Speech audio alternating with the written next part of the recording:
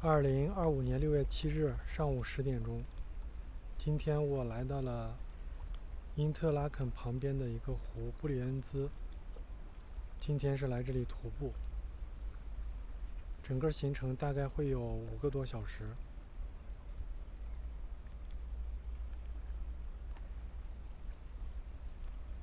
早上来的时候天气还是在下雨，现在雨已经停掉了。这个是徒步的起点。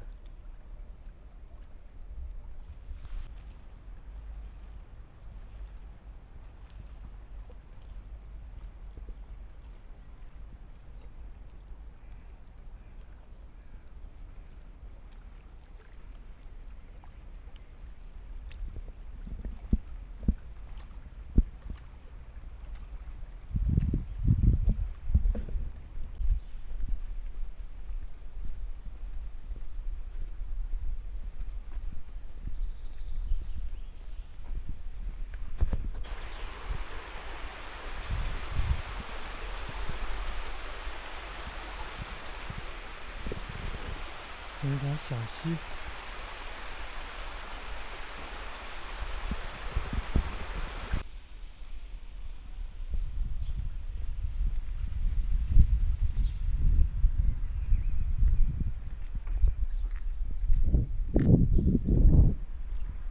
布里恩兹湖。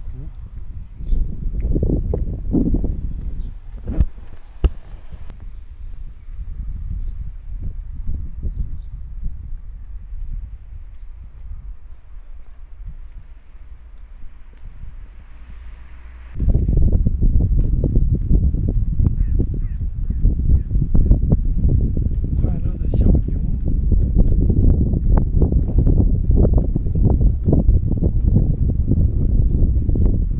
瑞士的生态环境特别好，有雪山，有草原，牧场，有辽阔的山岗。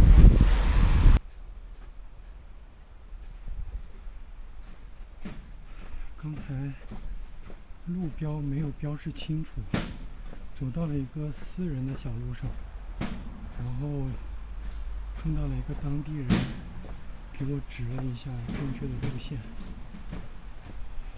我建议说是让他放一个标牌，写明是私人路径，否则其他的游客可能也会困扰，会走错路线。就比如说现在走到了这个分岔路口，旁边就有一个明显的标牌，是写的私人。这边就是大众的路线。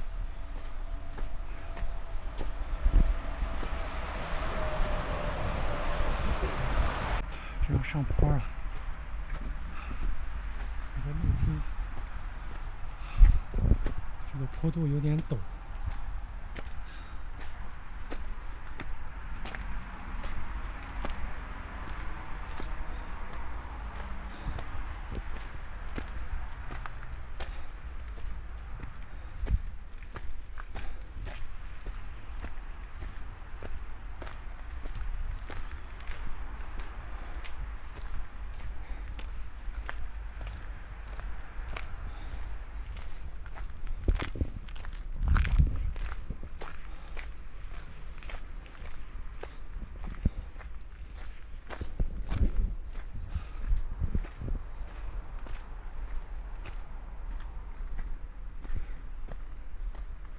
这条徒步路线说是比较平坦，比另外一条对面的那条徒步路线容易走一些。但是怎么还往山上走呢？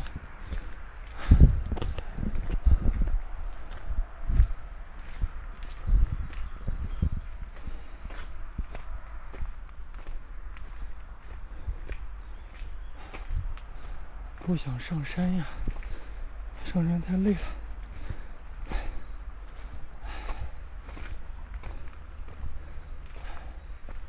有没有好走的一点路线？好像必须得上山。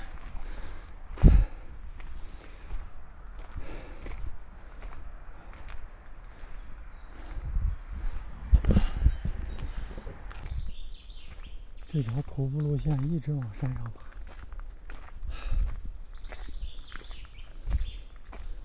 没有走错吗？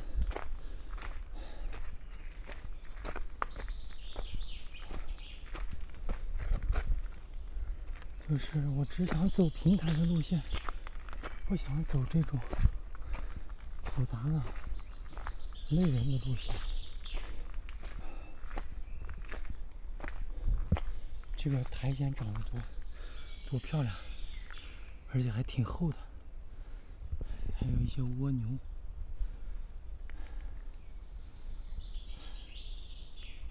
这是一个生态环境。这个蜗牛身上长了刺状的东西。继续。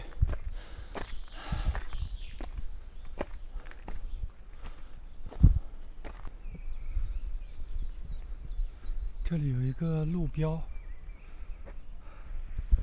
往右是2个小时，去火车站是1个小时。我现在是计划往右边走。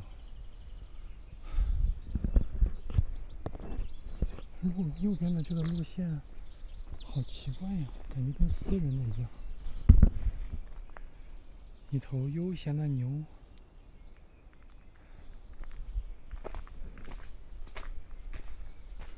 接着走。今天目的不是走，是体会这个徒步的过程，以及碰到的一些新奇的事情。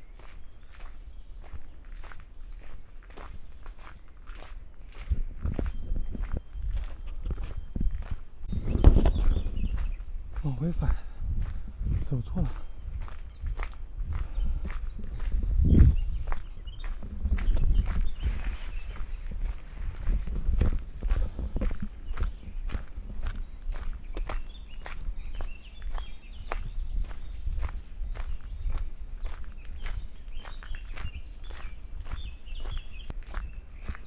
应该把路牌尽量放在交叉路口处。如果放到路的开头，对于游客来说也比较友好。但是如果放在路的尽头，游客就会走一些冤枉路。刚才从这儿经过的时候，我觉得这个路就很奇怪，人穿过去的这个一个私人建筑。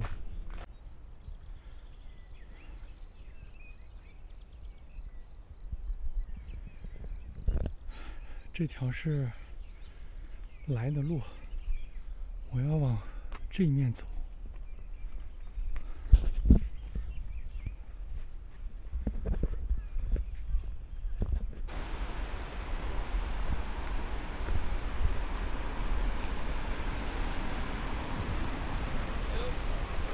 Hello。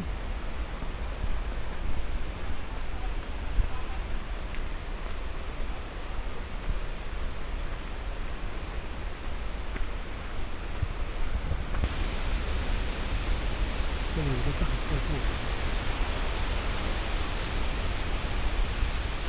仔细看一下，这整个大树桩上面有很多蘑菇。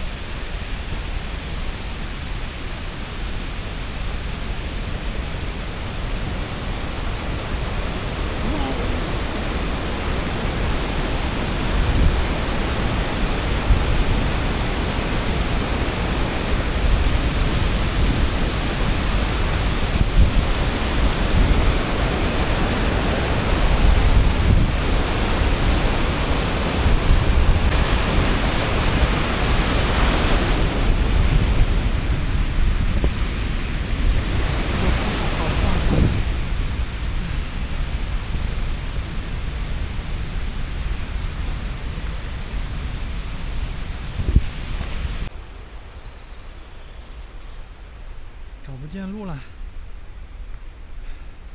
根据标识牌，我是要往上走，所以现在还接着要往山上爬。现在我在瀑布这里，我要去 Eastward。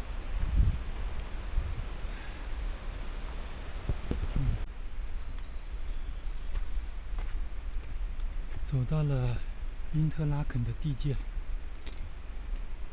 ，Eastward。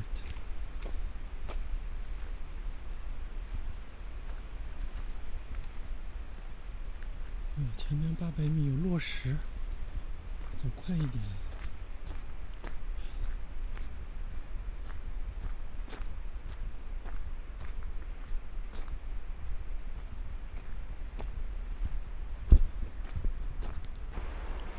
现在在往回返，从地图上能看到这里有一条是从上边走的，就是走的山路，一条是沿着湖路走的。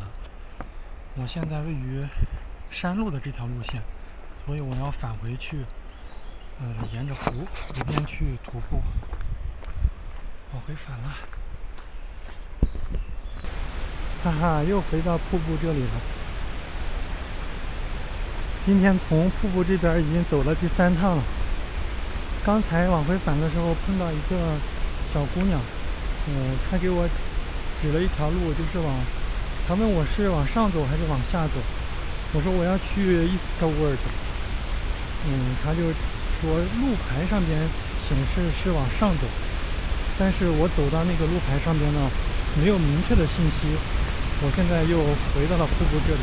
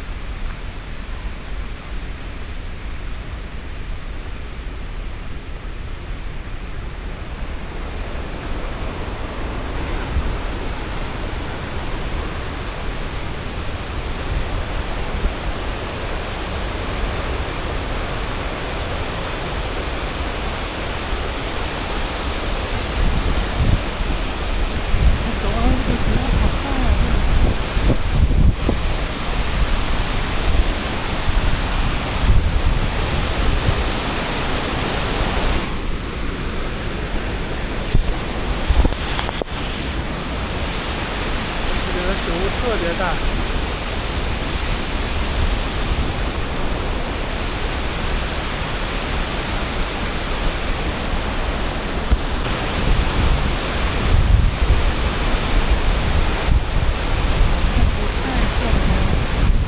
太牛了！这点这里水雾可大，还有彩虹。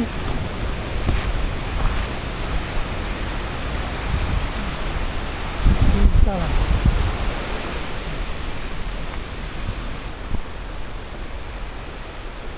这有一个火车路线，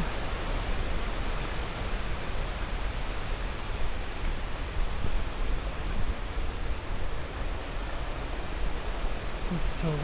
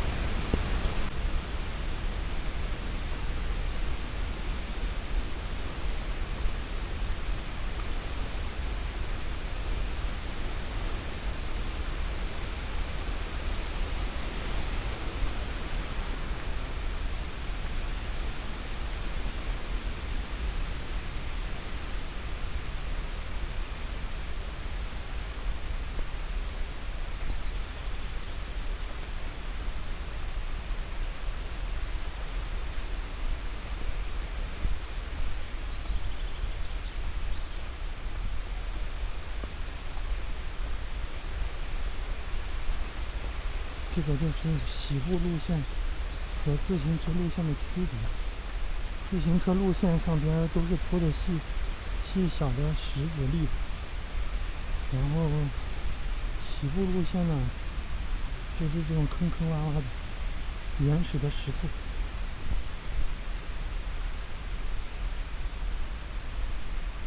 今天天气还不错，没有阳光，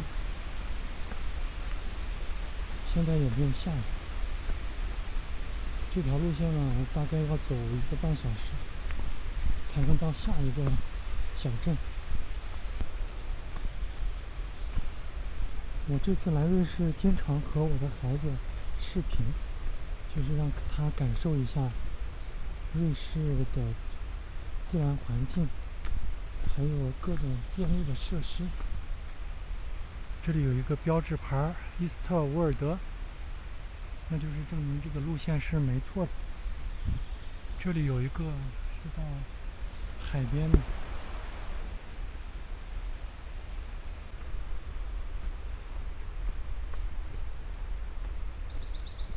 树上还有一些标志。其实这么好的景色，应该和家人一起来共同欣赏。我的签证呢是在土耳其申请的，我爱人和孩子呢又都在国内，就不可能和我一起申请签证。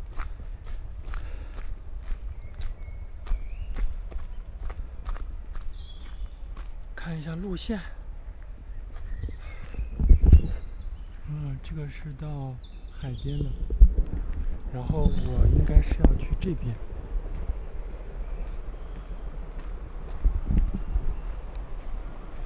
我要去的是 Eastwood， 对，这个路线是对的。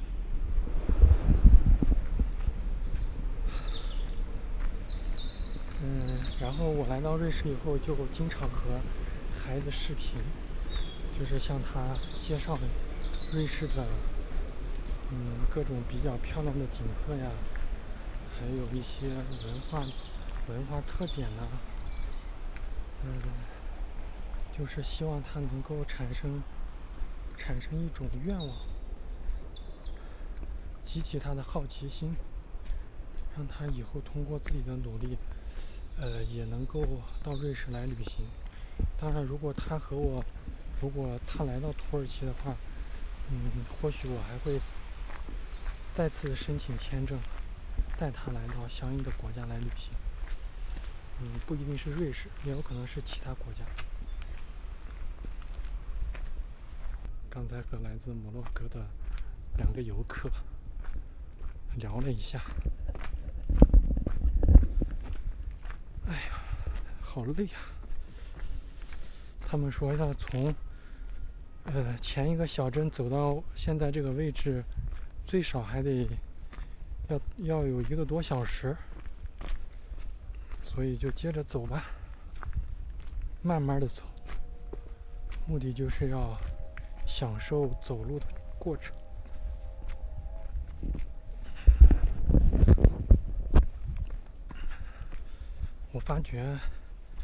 我觉得我的能量应该是来自于自己的思考，而不是来自于和别人的交流。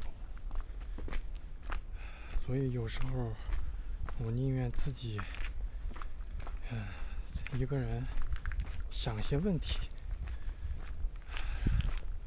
在想了这些问题之后，就感觉自己又充满了一些能量。而且我也挺喜欢和人1对1交流的，我不喜欢一群人坐在一起讨论问题。所以人和人就是不一样的。刚才我突然前面的景色不错啊，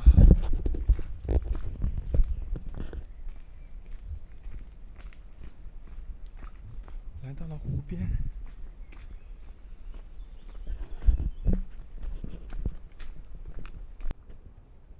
这个是我现在徒步走的路上的风景。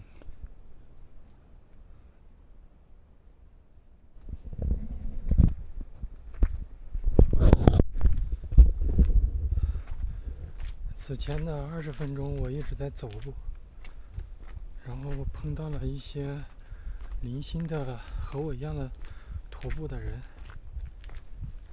我突然意识到，我好像此前的20多分钟都一直在专注的在走路，没有空停下来欣赏远处的这种景色。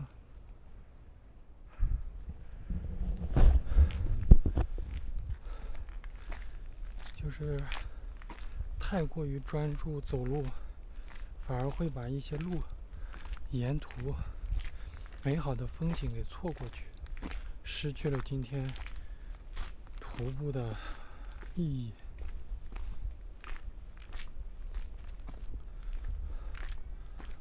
走一走，停一停，欣赏一下美丽的风景。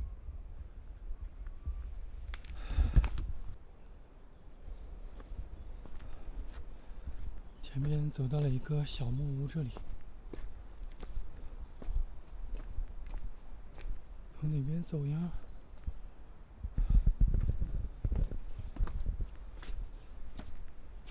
砍柴的地方。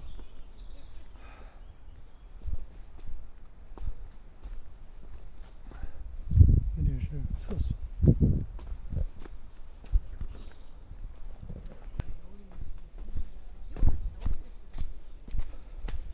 外国人太会享受了，徒步还背着啤酒。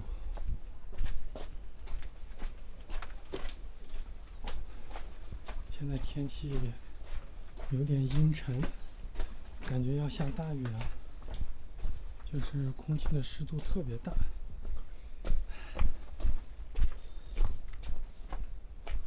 哎呦，好了，希望今天就一直是这种阴雨天气，不要下大雨，小雨是 OK 的。我带了雨伞。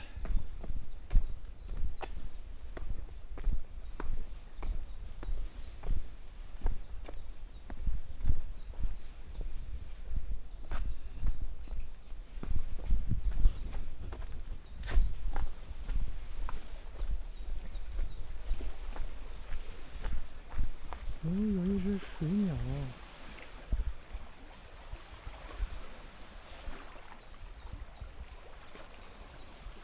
能看清吗？有一只尖嘴水鸟，还挺警惕人的。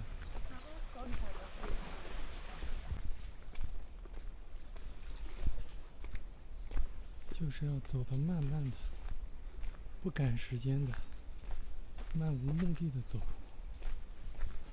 边走边放空自己。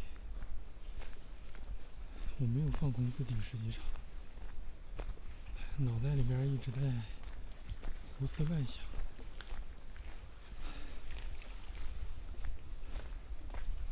这路上的苔藓颜色特别绿，翠绿的苔藓。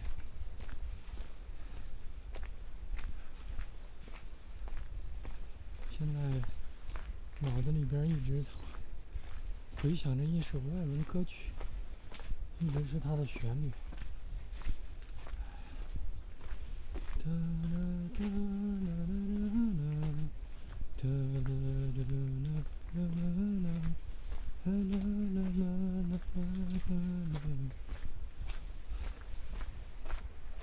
不知道是什么名字，就是旋律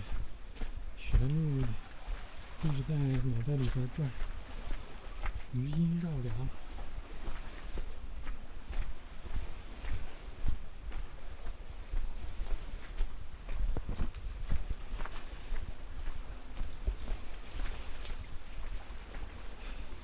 又是一种漂亮的景色，远处是火车。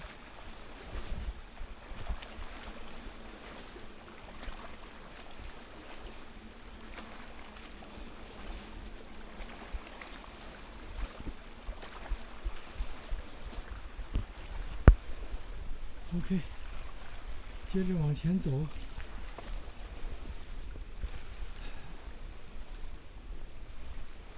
今天的徒步大概要走最少5个小时。如果正常走的话，我这种慢慢的走，边走边停，基本上要走到晚上去了。没关系，今天的计划就是徒步。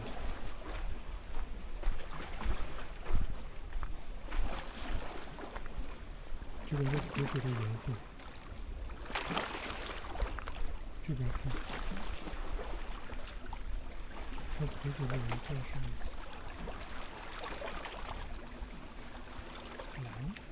蓝色。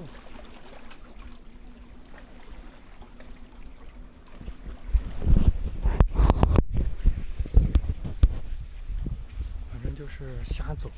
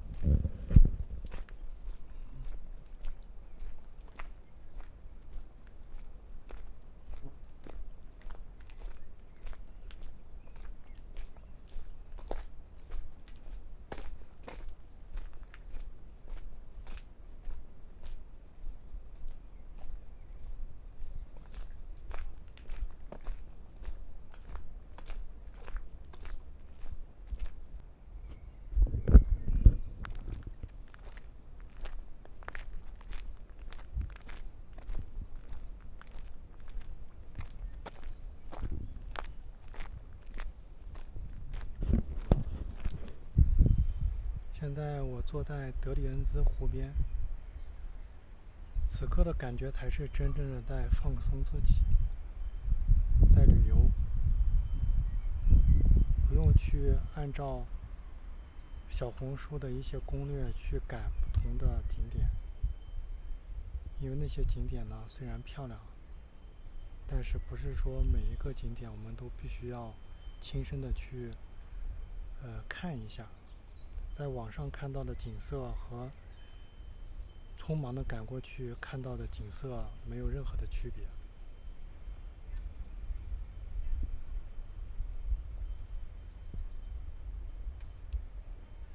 今天呢主要就是徒步，整个的行程就是我是早上从因特拉肯出发，坐了一趟火车，坐到了德里恩兹，然后从德里恩兹呢徒步返回到因特拉肯。整个的行程比较长，大概就需要5个多小时。我走的又比较慢，这样的感觉才是真正的旅游，而不是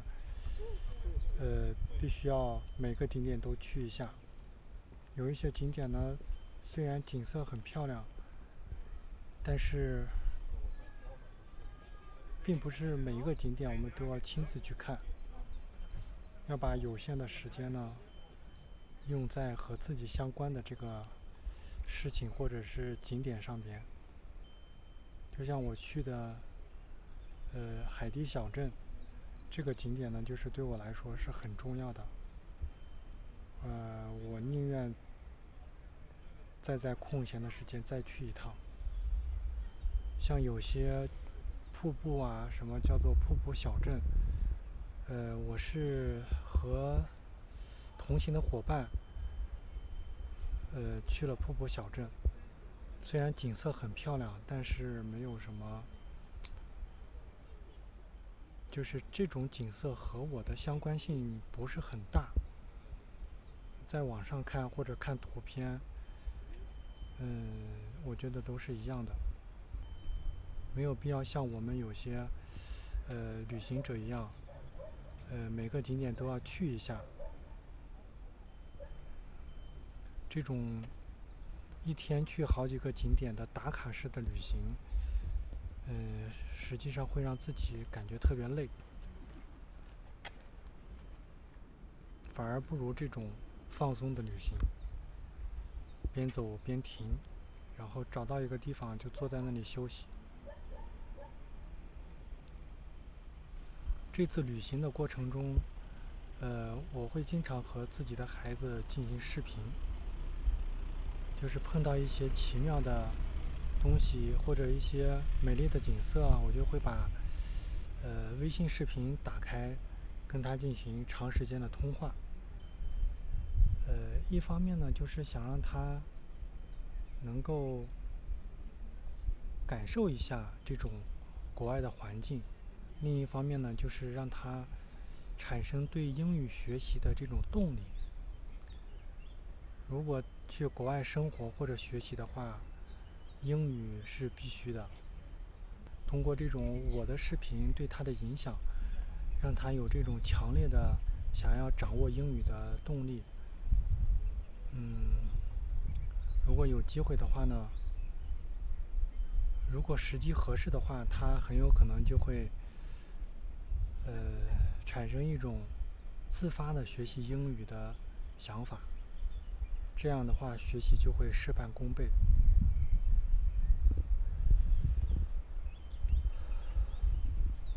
现在到了湖边，现在走了大概4、5个小时，感觉还是比较累的。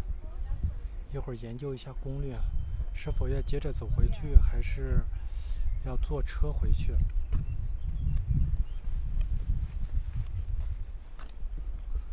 瑞士的景色真的是特别好，自然环境也很好。这个小镇上人很少，但是特别有特色，门口都有很多花。